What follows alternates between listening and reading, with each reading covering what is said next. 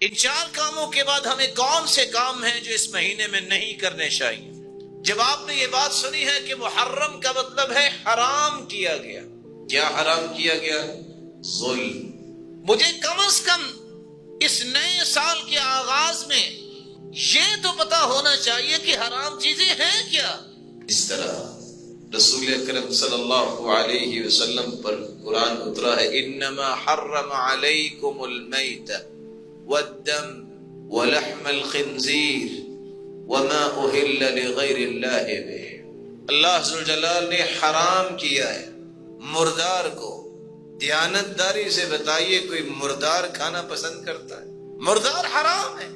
والدم، ذبح کرتے وقت جو خون نکلتا ہے، او دمن مسفوحا، جو دوسری جگہ اللہ ذوالجلال نے فرمایا یہ بہتا ہوا خون حرام ہے۔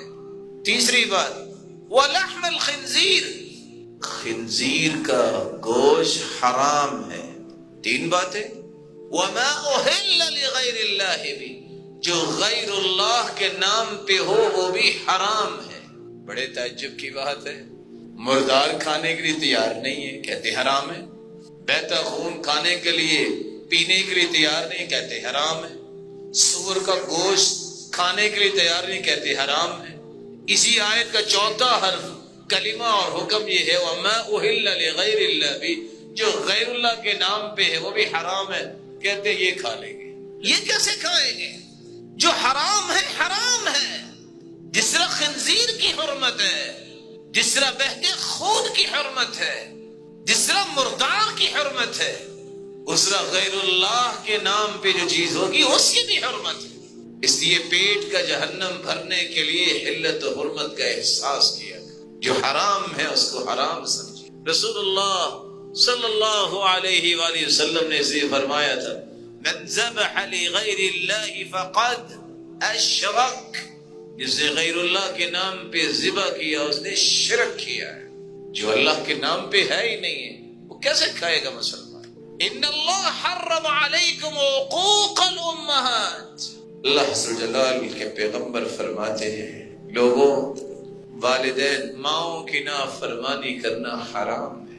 تمہیں مردار تو نہیں کھانا ہوتا کہ حرام ہے، تو ماؤں کے ساتھ بدتمیزی کرنا یہ حلال ہے؟ یہ تمہاری تعلیم اور دانش جس کو اپنے دائیں تم سمجھتے ہو کہ بس میری ڈگنیٹی فال نہیں ہونی چاہیے، یہ ڈگنیٹی ہے کہ ماں کو گالیاں دو؟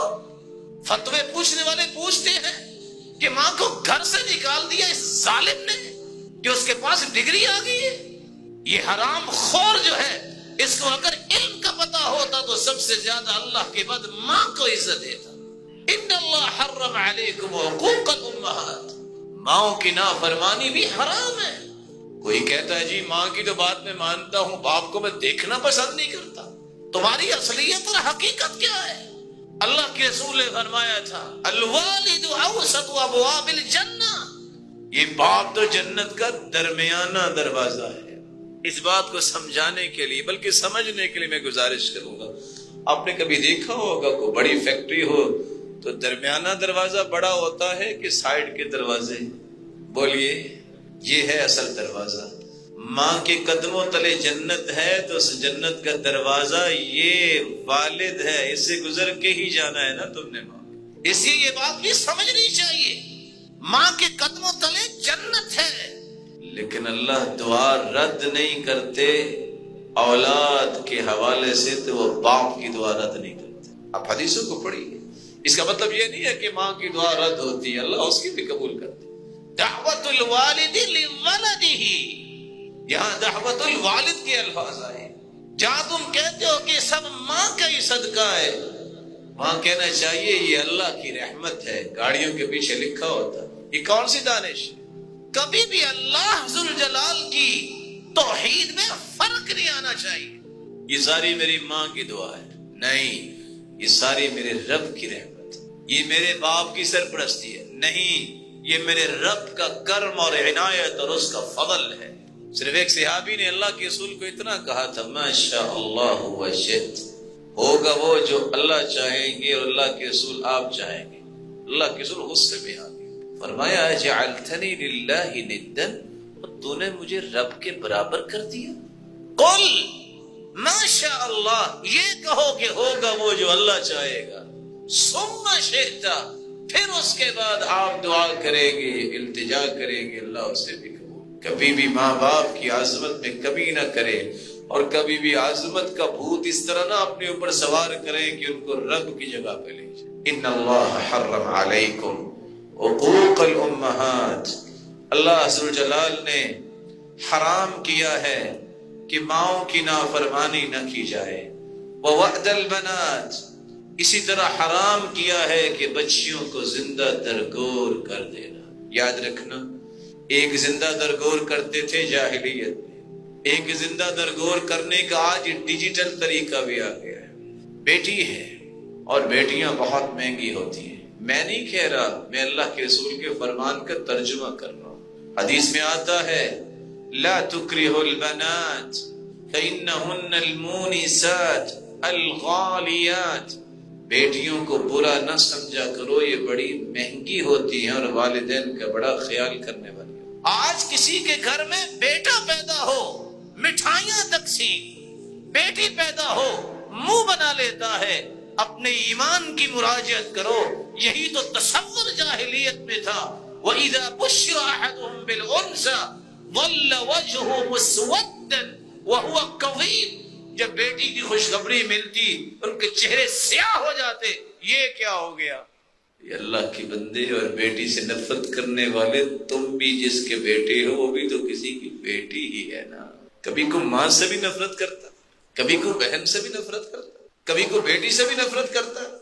رسول اکرم صلی اللہ علیہ وسلم کی خوشخبری تو سنیے، فرمایا من کانت لہو، جس کو اللہ عز و جلال نے 3 بہنیں دی ہیں، ثلاث بنات و ثلاث اخوات، 3 بیٹیاں یا 3 بہنیں، تربیت کرتا ہے، کھلاتا ہے، پلاتا ہے، پہناتا ہے، اور تربیت کے بعد جب وہ بالغ ہوتی ہیں شادی کر دیتا ہے، قیامت کا دن ہوگا، جہنم کے سامنے یہ ڈھال بن جائیں گی، والدین کو جہنم نہیں جانے دیں۔ کس قدر عظمت کی بات۔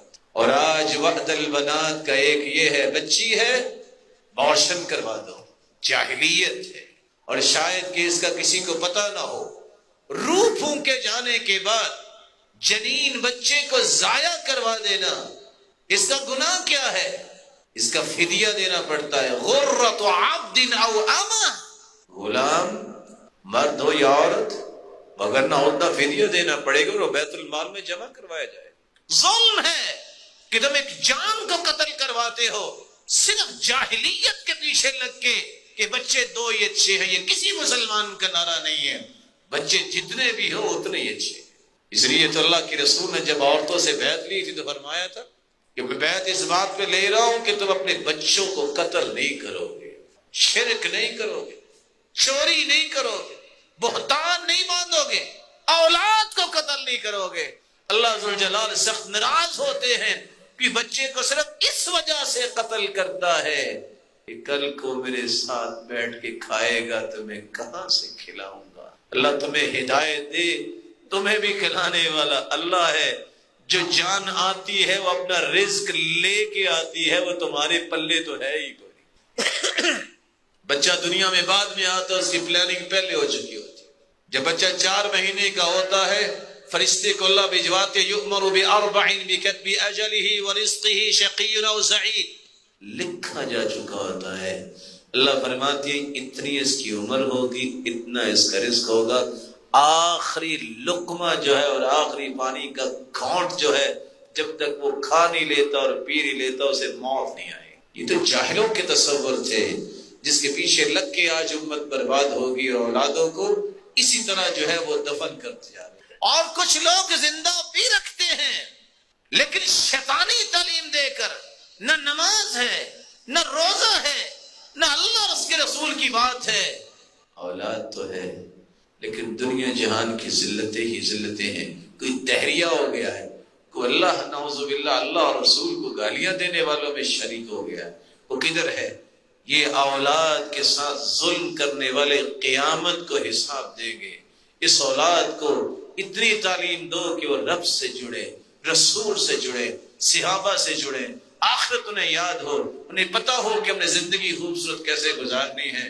جس کو اتنا احساس نہیں ہے کہ میرا خالق کون ہے، میرا مالک کون ہے، میرے لیے رول ماڈل کون ہے، مجھے کس کی زندگی کو سامنے رکھ کے زندگی گزارنی ہے، میں نے اللہ کے سامنے پیش بھی ہونا ہے، اور اس کے بارے میں کوئی منصوبہ بندی نہیں کرتا اپنی اولاد کی، یہ ظلم کر رہا ہے، اور دنیا جہان کی ڈگریاں اس کو دلوا دے، یہ ظلم ہی تصور ہوگا جب تک وہ دین پہ نہیں آئے۔ رسول اکرم صلی اللہ علیہ وآلہ وسلم نے فرمایا تھا وَبَنْعٍ وَهَاتٍ، اللہ عز و جلال نے اس کو بھی حرام کیا ہے۔ کس بات کو؟ بخل کو حرام کیا ہے۔ اس بات کو بھی حرام کیا ہے کہ بس مانگتے ہی رہو، دینے کے لیے تیار نہ ہو۔